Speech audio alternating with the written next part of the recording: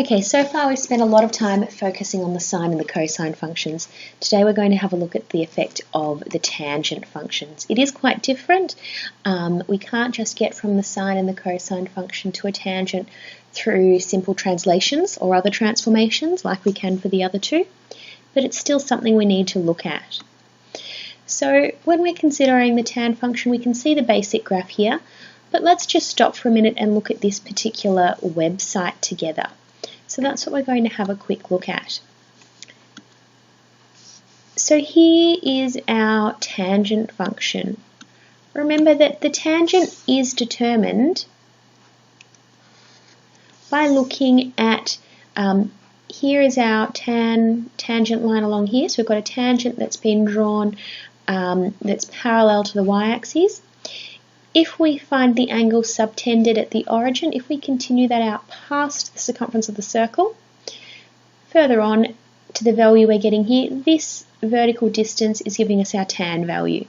We can see right now it's correlating to this point just over here. So this is where we get our tangent value. Remember that if our value continues, if we end up with a tan value, and I'm going to keep missing it as it goes around, but if we end up with a value, it's gone too far now. However, when our tangent is vertically, it's close to it there, but when it's straight up vertically, it's parallel to the tangent. When we're making a 90-degree angle, and obviously this is a little bit bigger, but when we make a 90-degree angle, this line therefore would never then touch our tangent line just here, and that's why we have an asymptote along here at 90 degrees. That's also why our tangent function increases up quite quickly towards infinity. So if you imagine here I've got an angle of 91.92 degrees just past this here. I'm trying to find the value of the tangent. That means I'm trying to find where this line here, we can see it, it's negative in this. Okay, so we can see it down here, where this line is eventually going to intersect with our tan line. Now that is going to be very, very far down. It's going to be at a very small number, which is why it would be approaching, where's our negative 91 degrees? It would be down here somewhere. So it's approaching negative infinity. Okay, so let's go back and have another look at our actual function. So this here is our tan function. Now when we draw this, we should always put in our asymptotes, and it's not done here correctly. To be honest, this is probably not the best graph, because we should always label our asymptotes. So for example, this one here is x equals pi over 2. Here we would have x equals 3 pi over 2 would be this asymptote. X equals negative pi over 2, and x equals negative 3 pi over 2. Our asymptotes really should also be drawn as dotted lines. That's not something we're going to worry about too much now, but we will when we sketch graph later on. Just remember, like when we've done any other graphs involving asymptotes, they really should be drawn using dotted lines, which we can see an example of there. Our shape, like we talked about where it comes from before, and we can see that it's still repeating. So let's have a think about a few features of this. Let's start for a minute. Let's look at the bottom 2 points here first. So we're looking at amplitude and period right now. Amplitude. Now in this case, there is no amplitude. So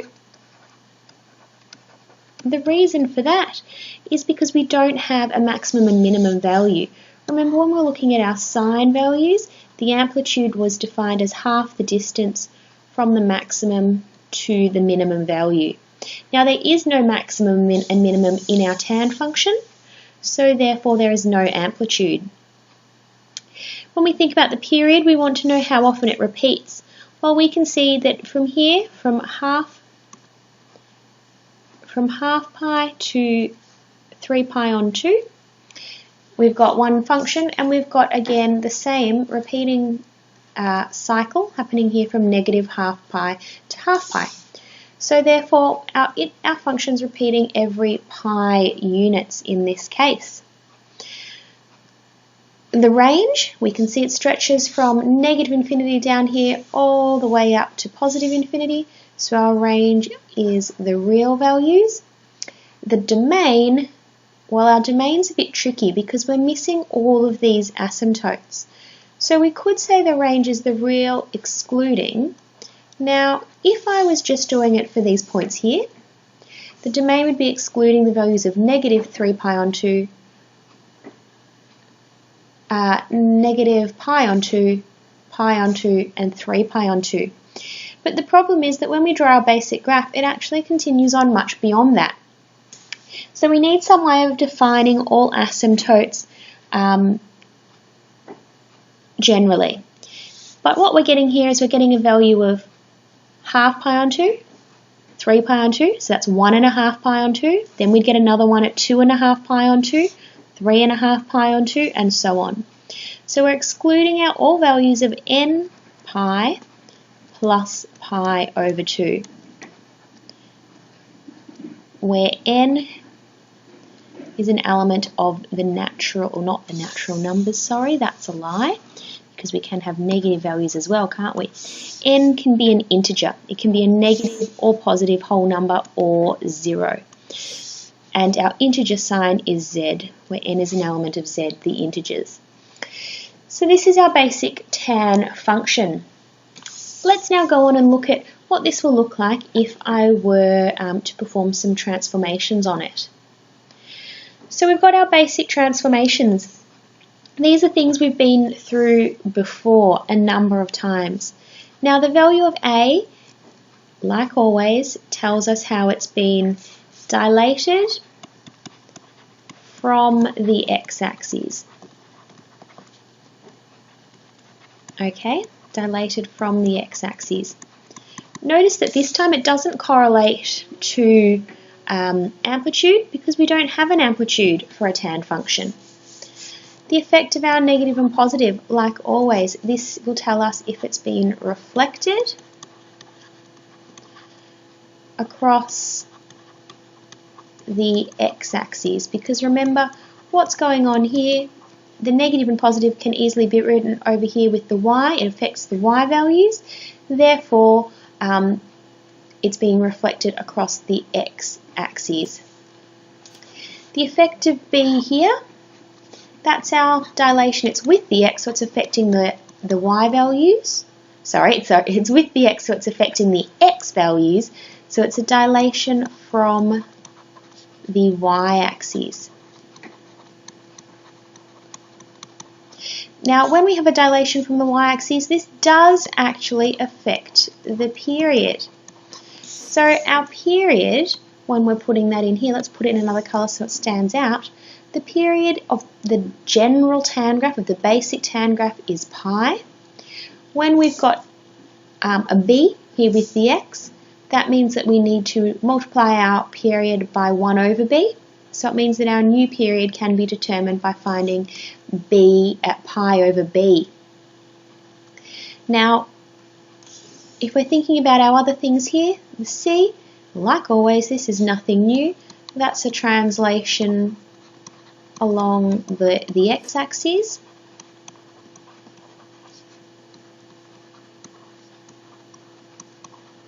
And of course, the d here, this is our vertical translations, or a translation along the y-axis.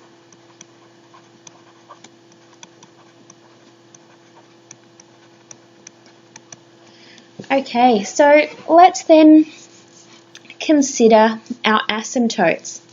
Now, thinking back for a moment, our asymptotes that we would have had for our basic tan function, okay, so if we just had the function tan of x, our asymptotes, if you remember, were at the values x equals negative 3 pi on 2, then at negative pi on 2, then at pi on 2, 3 pi on 2, and so on. If we've got some translations happening, so if our period has changed by having this b here, that means that it's going to change how far apart our asymptotes actually are. If our period was changed. If we had a half here, so say b was equal to a half, that means the period would equal pi over a half, which is 2 pi. Well, that means that our asymptotes, instead it would be stretched out. Instead of having, so if we're going, our asymptotes, instead of being at pi on 2, it would have to be at pi and at 2 pi, instead of at pi on 2 and 3 pi on 2. So we're getting different asymptotes occurring.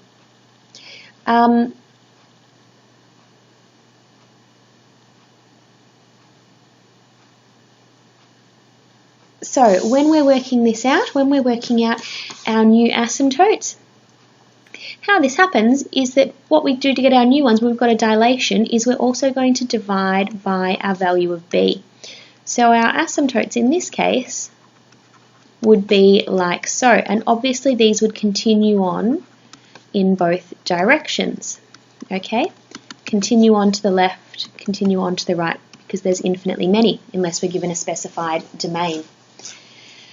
Then comes a bit more of a problem because we've also been translating this, so our asymptotes might be shifted to the right or to the left. So we need to consider the effect of C now. So we're looking at the effect of the C. What we need to do then is these asymptotes have possibly been moved C units to the right. So to get my asymptotes then, I'll have a lot of them previously. And then what we need to do is we need to take our asymptotes and translate them. Okay, so we're taking our initial asymptotes that we had and we've got to move them to find the new values. Now this is one way to determine your asymptotes, okay? It's the way that I prefer, to be honest. I prefer to determine the asymptotes by looking at transformations. However, if that's not your favourite way to do it, another way is to use a particular formula. So the actual formula for determining all asymptotes is that x equals 2n plus 1 over b multiplied by pi over 2 plus c, where n is again an integer. So this formula will allow you to calculate all of the asymptotes if we substitute in different values of n. By having this 2n plus 1, that means that this value is always going to be an odd number. Because if we're looking over here, we had negative 3, negative pi, pi, 3, 3, negative 3, negative 1, 1 and 3. We had all odd numbers. That means we need this number here in the numerator to be an odd number. We do that by taking, if we take any number, any integer, any whole number, negative or positive, multiply it by 2, it will become even. If I then add 1, that number will then become an odd number. So what we're saying is we take any odd number, have it over b, multiplied by pi on 2 plus c. That's the same as what I've got here. I've got an odd number over b multiplied by pi over 2, and then I've added c. So either way will allow you to get the same asymptotes. So let's look at actually sketching one of these. So we're sketching this particular graph here, 2 tan of x plus pi on 2 plus 1. The effect of the 2, of course, is that it's been dilated by a factor of 2 from the x-axis, so it's been stretched vertically. But that's not going to affect an amplitude because we don't have an amplitude in this case. The plus pi on 2, that means it's been translated pi on 2 units in the negative x direction, and the plus 1 tells us it's been translated 1 unit in the positive y direction. So let's think about some of the things we need to sketch. First of all, let's consider our period. Period is equal to 2 pi over the value with the x. There is a 1 in front of the x when it's not written, so the period is pi over 1, or just pi. What we do then is we can think about our asymptotes. And again, there's a few ways to think about this. If I was sketching just the basic pi function, my asymptotes would be at the points negative pi on 2, pi on 2, 3 pi on 2, and so on. We've got no dilation happening because the period is still pi. It hasn't been dilated from the y-axis. But we do have a translation. What I have to do to all of these asymptotes is I have to move them to the left by pi on 2. I have to subtract pi on 2 from them. When I do that, negative pi on 2 minus pi on 2, that's negative pi. Pi on 2 minus pi on 2 is 0. 3 pi on 2 minus pi on 2 is pi, and so on. These are our asymptotes. If we continue on, the next one would have been at 5 pi on 2. If I subtract pi on 2 from that, I would get 2 pi. We keep going. This is one way to determine the asymptotes. The other, like I mentioned earlier, was to use the formula. So if we're using our formula to create asymptotes, either way is up to you, whatever you prefer. Remember our formula that we've got is that x equals 2n plus 1, remember that's how we get our odd number values, over b multiplied by pi on 2 plus c. Now our value of b is 1 because we have no dilation from the y-axis. So we have 2n plus 1 multiplied by pi over 2 plus our value of c, and our value of c in this case is negative pi over 2. We can start substituting in values for n straight away, or we can simplify this if we want to. 2n multiplied by pi on 2, the 2's will cancel out and I will get n pi, plus 1 multiplied by pi over 2 is pi over 2, minus pi over 2. Now funnily enough, pi on 2 minus pi on 2, they cancel out, and I'm just left with the value of n pi. Okay, so our asymptotes are all occurring at n pi values. I can substitute in now. If I was to substitute in n equals 0, I would get this solution here. N equals 1, I would get this solution. N equals 2, this one. N equals negative 1, this one. But of course our domain is from 0 to 2 pi. So the actual solutions I want are the ones that were given there. So let's sketch this graph. Like I've talked about before, please make sure that we have got a reasonable scale. So we're going to go to 2 pi. Pi will be halfway. That would be 3 pi over 2. And here I'm locating pi over 2. We draw our asymptotes, and please, like I've said before, you do need to bear with me as I am not using a ruler. Hopefully you do have one with you, so yours will look a bit better than this. Okay, and of course we also have our asymptote here at 0. I've mentioned it before, but you do absolutely need to draw in the asymptote even if it is along the axis. You can draw it just next to it if we can't see it any other way. That's fine, but you do need to make sure we can clearly see a dotted line there. We label all asymptotes with equations. This is not new. This is what we do every time we have our asymptotes. Now, our basic graph, we've taken care of the plus pi on 2 transformation. If I did not have the plus 1 transformation, if I didn't have the vertical transformation, my graph would look like this. It has a point of inflection here where pi is equal to 2. Okay. There we go, point of inflection there. So when we have a point of inflection, this is not actually a stationary point. The gradient is not 0 there. However, we have a point of inflection. Our gradient is changing. Our gradient is very steep here. Here our gradient is becoming closer to 0. Then the point of inflection changes and it goes again towards becoming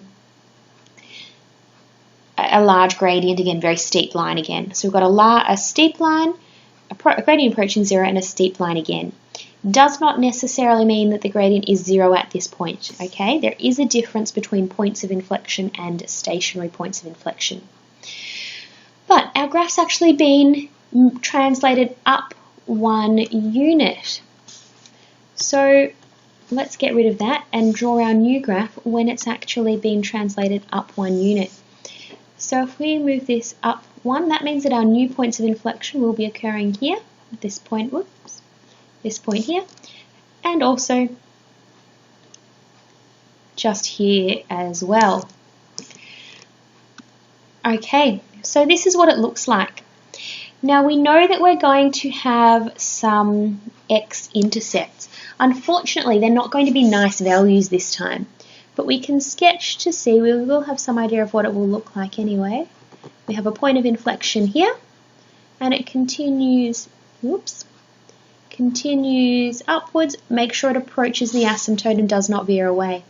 Our second one here, we have it approaches the asymptote, comes through, we have our point of inflection, and a point approaches the asymptote there as well. Please make sure that you label your points of inflection, pi onto 1, and this one here is the point 3 pi onto and 1. Make sure that your that your curve approaches the asymptote, that it does not veer away. Now, we also need to make sure we label our axes, x and y. Let's have a look at trying to find out where these x-intercepts are. Now, if we were doing this in Tech Active, please just put this in your calculator. If we're doing this in a tech-free situation, in a question like this, most likely they wouldn't even ask you to find the x-intercepts. But if we were x-intercept when y equals 0, what we would get is that 2 tan of x plus pi onto plus 1 equals 0. I need to subtract 1 from both sides.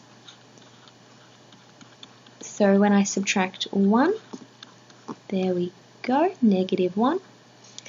Next I'm going to divide by 2. And I would get negative 1/2. Now when we think about this, okay, I'm trying to think, for what values of tan do we get an answer of negative pi on 2? Unfortunately, what you will quickly realise is that that's not going to happen, okay? We're not getting any nice values of tan. Tan of none of our special values equal negative pi on 2, negative 1 over 2. So in this situation, most likely if it was tech-free, you would not be asked to find the x-intercepts, and then you would therefore not need to spend time doing it. If it was in tech-free, you would put it into your calculator and you would give your answers as a decimal as specified in the exam. It would tell you how many decimal places. If we don't have those things as an option, well, what we would do is that we would consider, our next step generally is that we consider our unit circle. Where is tan negative? Tan is negative in the 2nd and 4th quadrants. We would then ask ourselves, do we need to change the domain? Well, yes, because this went from x plus pi on 2. So if we're changing this domain to x plus pi on 2, our new value therefore would be from pi on 2 to 2.5 pi on 2. 2.5 pi, sorry. 2.5 pi, okay. Our base angle, now we can't work it out, so our base angle is just going to equal inverse tan of 1/2. Okay, not negative 1/2, because we've already taken care of the negative by determining that it's in the 2nd and 4th quadrants. What we would do then is that we would say, okay, to find these values, x is equal to our first point. We go from 0 around to pi and we subtract to get back. Remember, we're starting at pi on 2, that makes sense, that's here. So we go to pi and subtract. So we would get pi minus our exact value, which we can't figure out, so we have to just write as tan inverse of a half. Our next value we get to is this one in the fourth quadrant. So we'd go around and we'd get to 2 pi minus our value there of inverse tan of a half. Now, my mistake, sorry, I've got carried away and I've said this is what x is equal to. But that is not right, is it? That's what we're getting, x plus, when we get rid of the tan, we find x plus pi over 2. Finally, I'm going to subtract pi over 2. Pi minus pi over 2 gives me pi over 2, so I have pi over 2 minus inverse tan of a half is my first solution. And if I subtract pi on 2 from 2 pi, I get 3 pi over 2 minus inverse tan of a half. This is the best we can do with finding the x-intercepts because we don't actually know the exact angle values. It does make sense though. We know here's our value of pi over 2. We're subtracting something to get to my x-intercept, and we're subtracting this value here, inverse tan of a half. Our second one is at 3 pi on 2 minus something to get to our value here. So it does seem sensible. We can label these values with our intercepts. And I'm actually running out of space there. Okay, that's my first intercept. My second one here, I'm going to do it a bit lower down so I've got space this time. 3 pi on 2 minus tan negative 1 of half, and 0 is my second intercept point. Now, as I've mentioned before, I highly doubt that you will ever need to find intercepts in this way in a tech-free situation, but it is worth knowing just in case it does come up. So moving on, let's now look at solving equations. We did look at solving some tan equations back when we initially looked at solving trigonometric equations. This one, if you notice, is a bit different because I've got sine and cosine on both sides of the equation. I need to do something about this. What we do is I divide both sides of my equation by cos of x. Okay, if you ever see equations like this, you can divide both sides by cos of x. That means that on the left, sine of x divided by cos of x, sine of cos, hopefully we all remember, is equal to tan of x. On the right, cos divided by cos, when I have anything divided by itself, it equals 1. This is now a really basic equation to look at. So our steps are, we compare the argument to the domain. They're both in terms of x. That's great. I don't need to change the domain.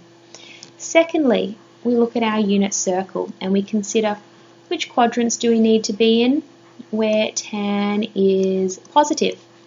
And we know that happens in the first and the third quadrants. Next, we consider our base angle value. Tan of what equals 1? This one is an exact value, and we get pi over 4.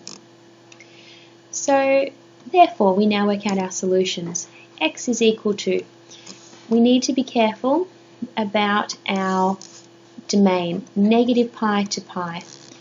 So to get to one solution, I can go from 0 around as far as pi, and the solution I get is just here. Okay? To get to my next solution, I go in the negative direction, so I'm going clockwise. All the way around, I would get to negative pi there at the same point, but before that I'm going to get to this solution here. So my solutions are, the first one is just, in the first quadrant, it's pi over 4. My second one, we need to go around to negative pi. Okay, so remember, whenever we're going in a anti-clockwise direction, we're adding. When we're going in a clockwise direction, we subtract. So I need to travel around here, that's negative pi. Then I need to come back this far. I'm going in a anti-clockwise direction, so I add on my exact value, pi over 4. That's going to give me pi over 4 And negative pi, that's the same as negative 4 pi over 4. Negative 4 pi plus pi is negative 3 pi over 4. And those are our two solutions to this equation. Next example.